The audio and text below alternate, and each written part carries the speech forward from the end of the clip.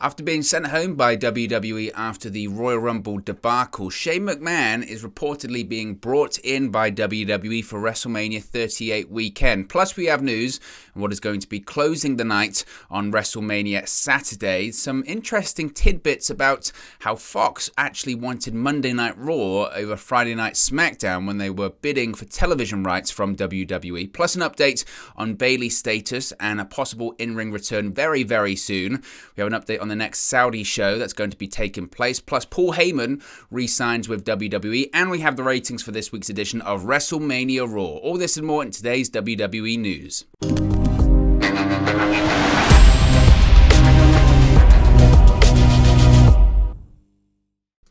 Hey guys, welcome back to Wrestling News 365. Hope everyone is doing very well. As always, there are plenty of news stories to get into in the world of WWE today as we are edging closer to WrestleMania.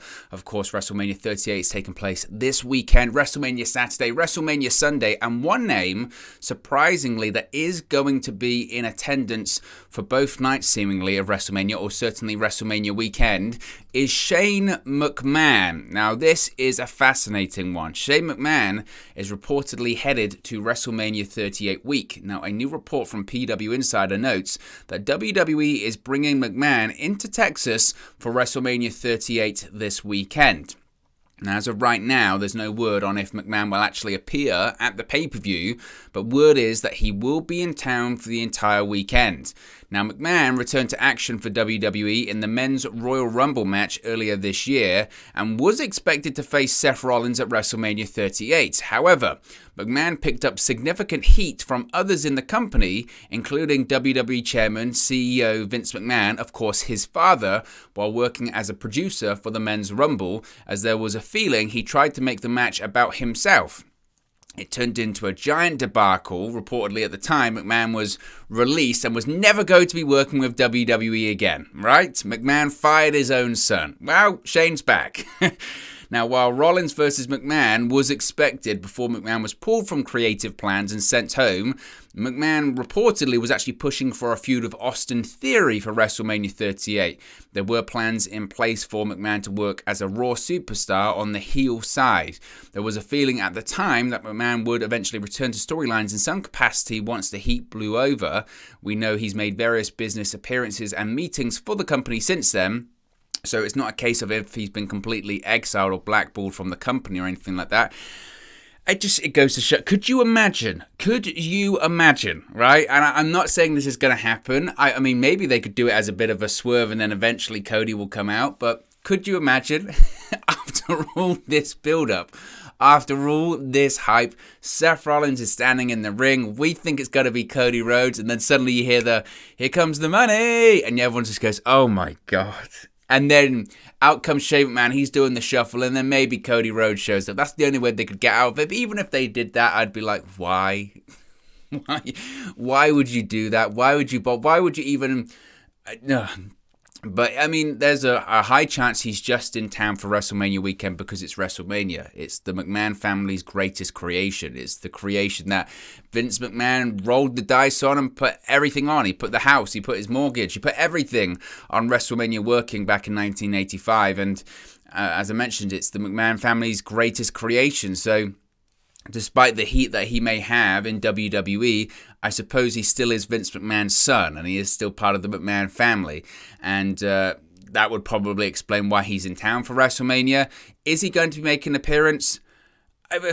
Who knows? The booking of Shane McMahon over the course of the last couple of years has just been frankly bizarre anyway. When Shane McMahon came back in 2016... the episode of Monday Night Raw from Detroit, when it was Vince McMahon in the ring with Stephanie McMahon, the Vincent J. McMahon Legacy of Excellence Award, whatever that thing was called. And out came Shane. The ovation was amazing because people were so happy to see him. We hadn't seen him at that point in like 7 years or something, and it was great. And having Shane back was great. He was announced for a match against The Undertaker, and everyone went, okay. And it was that Hell in the Cell match, which again... Shane jumps off the top, and that's realistically what it was for, but the storyline involved and the lockbox and all that kind of stuff was bizarre. But then he became the commissioner of SmackDown, and he occasionally would have matches, and that was fine. That was fine for what he did, but then after that kind of ended, sort of 2018, and he turned into that just heel that was just awful, and he beat Roman Reigns. Madness. Absolute madness. Like, over time, it's like the McMahon family and Shane and people themselves have kind of convinced themselves that Shane McMahon was this legendary wrestler, and I hate to break it to people, he's not. He wasn't. Shane McMahon had fun matches. Shane McMahon had wild matches because he'd do crazy stuff. He'd take crazy bumps. But this idea that he's this well-renowned, totally respected, amazing pro wrestler just is not accurate. That just isn't true. And the matches he had at WrestleMania in recent years were always surrounded by great talent. That's why the matches worked. If it was The Undertaker, it's The Undertaker. AJ Styles, it's AJ Styles. WrestleMania 34, the comeback of Daniel Bryan. It's Daniel Bryan in there. It's Kevin Owens, it's Sami Zayn. I mean, there was the Miz match, which, again, was Falls Count Anywhere, and that's the kind of match that Shane does, right? Last year was Braun Strowman, and that whole storyline was as dumb as Shane McMahon calling Braun Strowman dumb.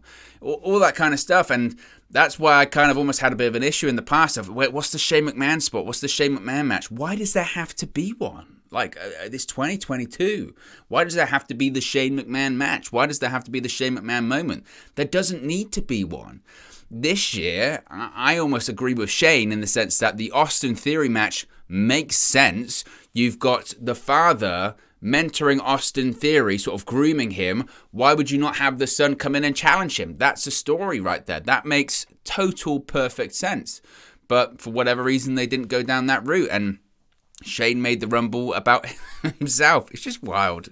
Just absolutely wild. So who knows what Shane will be doing when it comes to WrestleMania 38 weekend in the next couple of days. Speaking of WrestleMania Saturday, we know what's going to be closing, reportedly, the show on Saturday, and that will be the KO show, because the KO show with Kevin Owens and WWE Hall of Famer Stone Cold Steve Austin is reportedly scheduled to close night one of WrestleMania 38.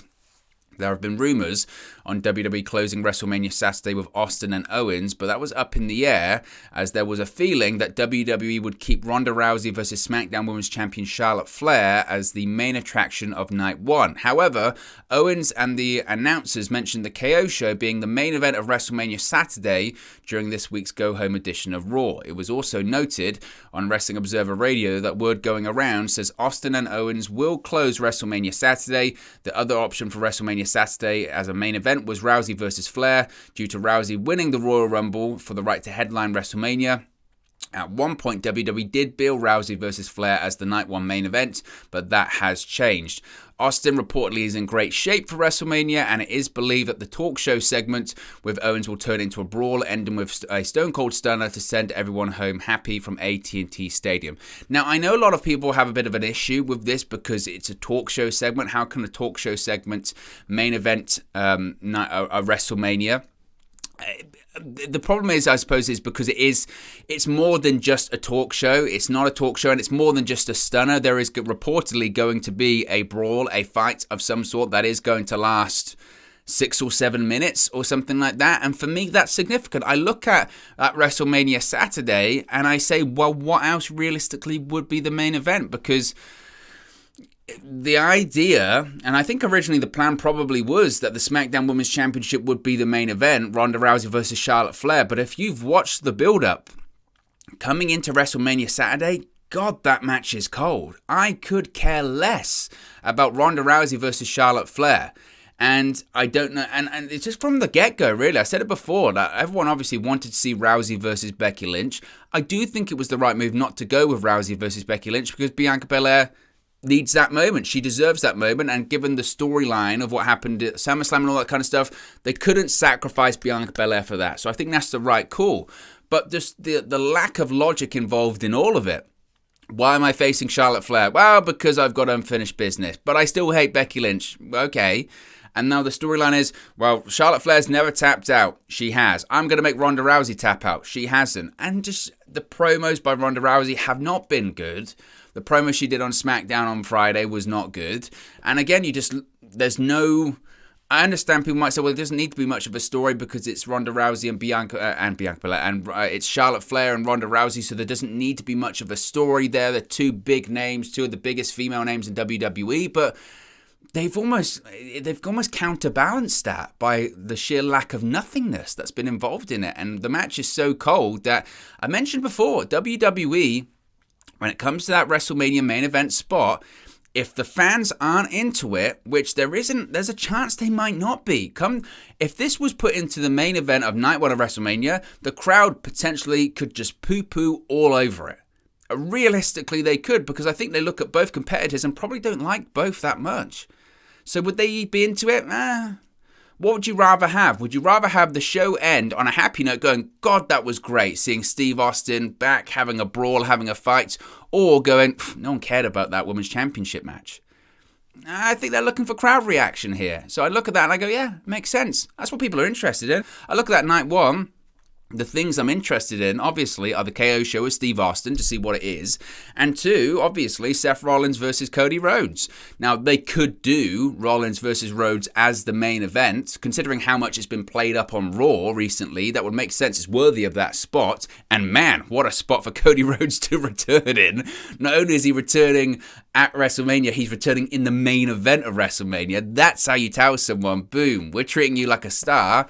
But it's still WWE at the end of the day. They don't want to give that much right away from the get-go, right? So I think it's the right call. I really do. And I know people will say it's a talk show segment, but I do think it's the right call, honestly. Let's talk about an interesting tidbit about Fox. Now, Fox originally wanted to purchase the rights to Monday Night Raw when they got involved with WWE, according to Dave Meltzer on the latest edition of Wrestling Observer Radio. The situation was described as unique because WWE had multiple bidders at the time. The original Fox deal was for Raw, but USA had the rights to match any offer, which they did, leading to Fox turning their attention to the Blue brand. Because USA ended up spending a lot of money on their Raw deal, they opted not to match what Fox was offering for SmackDown. This is how WWE was able to raise its numbers for both shows. The situation benefited the company from a financial perspective. Fox originally signed the rights deal in October of 2019, which allowed the show to return to network television. SmackDown has ended up being the more important show because of that deal, though. The roster has been boosted by some of the biggest stars in the company, like Roman Reigns, Charlotte Flair, and Ronda Rousey. So I think that's quite curious, and I think it's quite clever. It's good business, to be honest, by WWE, isn't it? That because of the relationship that WWE has with NBC Universal, when Fox came in for Raw, they have the option to match it and extend it. That's what they did. And they go, oh, but since you're interested, Fox, how about SmackDown? And frankly, given the state of SmackDown at the time, while SmackDown was more important, it doesn't definitely nowhere near had the cachet of Monday Night Raw. So the fact that WWE was still able to sell SmackDown to Fox is pretty good business, frankly. The issue will now be, in my opinion, that it was I think it was Fox was for SmackDown it was $1 billion, and I want to say Raw was close to, maybe not exactly that amount, but close to. When the deal comes up in 2024, I mean, does Raw look like nearly $1 billion show over 5 years? I mean, SmackDown, they'll be somewhat happy with those numbers, but Raw, that's difficult. That's difficult. I said before, 2024 is going to be a wild year for contracts when it comes to talent and broadcasting rights. And watch this space when it comes to it. Bayley, a lot of people want to know what's going on with Bayley at the moment. Of course, she's still on the shelf, but reportedly she's ready to return to action. Bayley is ready to make her comeback to the ring at any point now, according to Dave Meltzer on the latest edition of Wrestling Observer Radio. The former SmackDown Women's Champion tore her ACL in the summer and underwent surgery for the injury on July 15. The issue occurred when she was wrestling at the WWE Performance Center and was explained as a freak accident. Since that point, Bayley has not been seen on television, but she has been active on social media. So I would assume, given that she's not going to return at WrestleMania or anything like that at this point, I mean, unless she costs someone a match, they might do that, but I doubt it at this point, honestly. I would assume she's going to be on either the SmackDown or Raw post-WrestleMania. She wasn't drafted. She wasn't drafted in the draft last year, so WWE likes to have those post-WrestleMania shows with, plenty of returns, surprises, and I think that's what they'll do. So I think Bayley will be on either Raw or SmackDown. Frankly, SmackDown needs it badly, really, really badly, and I'm assuming that Bianca Belair is going to be the Raw Women's Champion coming out of WrestleMania, and we saw our fair share of Bayley versus Bianca Belair last year. I think I've had my fill on that one, but it'll be great to have Bayley back. It's just unfortunate for her, isn't it? Because, again, think about it. She wasn't on WrestleMania last year for no good reason. She just wasn't on WrestleMania last year. She did those two, terrible segments post each night where she interacted with the NWO or Titus O'Neil or Michael Cole and all that kind of stuff, and it was just bad. Honestly, it just wasn't good. And now this year she misses it through injury, even though she's actually ready to return, which sucks. The next Saudi show has potentially been revealed. WWE is reportedly returning to the Kingdom of Saudi Arabia for a TLC premium live event. A new report from Andrew Zarian of F4W Online notes that WWE is scheduled to return to the Kingdom in September, and word is that will be for TLC 2022. A specific date and venue for the TLC show has not been confirmed as of right now. Of course, WWE is reportedly headed to the UK during Labor Day weekend for a premium live event on Saturday, September 3rd from the Principality Stadium in Cardiff, Wales. WWE has not confirmed the UK show as of right now, but it seems like they would run the Kingdom towards the end of the month, since the UK is planned for the first weekend of the month. So they're going to have a month there in September where they're running two very profitable stadium shows. September's going to be a big month for WWE. Now, it was previously rumoured that WWE would be returning to the Kingdom in October of this year, but it looks like those plans have changed. Now, obviously, traditionally, TLC is the December pay-per-view, but they're going to be moving around. I had no issue with TLC no longer existing, in the same way I'd have no issue with Hell in a Cell or even Elimination Chamber no longer existing, because I don't like the gimmick pay-per-views. I would prefer those matches be saved for storylines where they're appropriate, keep the match fresh. But from a marketing perspective, I think WWE likes that, people know what TLC is, people know what Hell in a Cell is, people know what Elimination Chamber is. People might not know what's Judgment Day, what's happening at Judgment Day. Instead, it's Hell in a Cell. I know what Hell in a Cell is. I like Hell in a Cell matches. I'll watch that. And that's realistically why. Paul Heyman is sticking around in WWE. He has confirmed that he has signed a long-term agreement with WWE last year. Paul Heyman recently revealed to sports media with Richard Deitch that he has signed a new WWE contract last year. This is a long-term agreement, with WWE making him an offer so good he couldn't refuse it. The counsel of Roman Reigns also made it clear he's locked in for a while. He said, quote, "It was public knowledge that my contract was up last year. I kept it very close to the vest because I am not one of these people that A, want to negotiate in public, and B, I'm reading an awful lot lately about who signed for how long and for how much, and I just never want that to be me. This much I will say. I re-signed with WWE last year. It was a long-term agreement. They created a situation where I would have been a fool not to take them up on their offer, so I'm locked in for a while."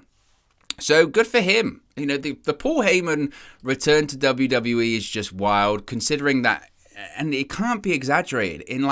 When he returned in 2012 as part of the whole Brock return, and he wasn't meant to either. It's because Brock came back, he negotiated his own deal, then they made him start doing promos, and they sucked. They were awful, and he said, well, look, if this is going to work, bring in Paul Heyman. He can do my promos for me. And WWE at the time, specifically Vince McMahon, hated Paul Heyman. Persona non grata, did not like him one bit because of their fallout when it came to WWE CW, the December to Dismember pay-per-view, all that kind of stuff. They did not like each other. And Heyman comes in there. Fast forward, a decade later, he's still with the company. He's more influential than ever. I mean, at one point he was running Monday Night Raw as an executive director, and that didn't work out. The pandemic, and to be honest, Raw is just a show that's unmanageable, honestly. And I think sometimes when it comes to Paul Heyman's creativity, maybe too much gets made of it, because watch Raw in, say, 2019, it was not really any different. And there was some wild stuff going on at the time. Do I need to say Lashley, Lana, all that kind of stuff? But Paul Heyman is the one of, if not the greatest manager of all time. And that's rarefied air we're talking about right there. We're talking about the likes of Bobby the Brain Heenan, Jim Cornette. Paul Heyman's in that category. He just is. The amount of people he's managed that have been world champions, and also the amount of people he's made better. The promos, I think he's managed more world champions than anyone, certainly in WWE history. I don't know, pro wrestling history. But he's one of the greatest managers of all time, and he's valuable to the product, and he's valuable to the show. So, of course, and I'm sure when you're the manager of the Universal Champion, the biggest star in pro wrestling, Roman Reigns, if Roman goes to Vince and says, look, Paul's sticking around or I'm off. And Roman's been off before. You know, it was the pandemic and stuff like that, but he went home. And I don't think he's afraid to do it again. I'll just go. I don't care. And he said, no, keep Paul Heyman around. That's called leverage. And Paul Heyman's locked in for a while. Finally, Raw this week did some very good ratings. And it just goes to show why WWE used the WrestleMania Raw branding, and why they use it for SmackDown, and why they use it for WrestleMania Backlash, because it draws, brother. Monday's live WrestleMania 38 Go Home edition of Raw drew an average of 1.979 million viewers on USA Network, according to Nielsen via Showbuzz Daily. This is up 11.81% from last week's 1.770 million viewers. Monday's Raw drew a 0.55 rating in the 18 to 49 key demographic. This is up 10% from last week's 0.50 key demo rating. Raw ranked number 1 for the night in the cable top 150 with that ranking, which of course is even with last week's number 1 spot. It ranked number 13 for the night in terms of viewership on cable. Monday's Raw drew the best audience, key demographic rating, and key demo viewership since the post-SummerSlam episode on August 23, 2021. The last time any hour of Raw had more than 2 million viewers was the post-Rumble show on January 31st. The last time Raw had 2 hours with more than 2 million viewers was the post-SummerSlam episode. So again, they'll be very, very happy. And I think the key thing here, and this is why WWE will do it again next year with the WrestleMania Raw, and while they'll be very happy, is because they stopped the trend here, because Monday's Raw viewership was up 16.34% from the same week in 2021, while the key demo rating was actually down still 1.78% from the same week in 2021. But they'll be looking at that viewership and saying, okay, usually it's always about 10%, around 5, 10, maybe more from last year, year on year. And the fact that they're up, not just up, but up significantly, over 16%, they'll be thrilled by. And again, that's why they do it. That's why they have WrestleMania Raw. That's why they have WrestleMania SmackDown, because it works. It works. Anyway, guys, let me know your thoughts on today's WWE news stories in the comments section below. Be sure to like and subscribe to Wrestle News 365, and I'll speak for you again very, very soon. Hey guys, thank you for watching, listening, streaming, or however you come across this video today. Be sure to click on the video on the right there to watch our next video, or click the bottom there to subscribe, or the bottom right hand corner. Thank you very much, and I'll speak to you again very soon.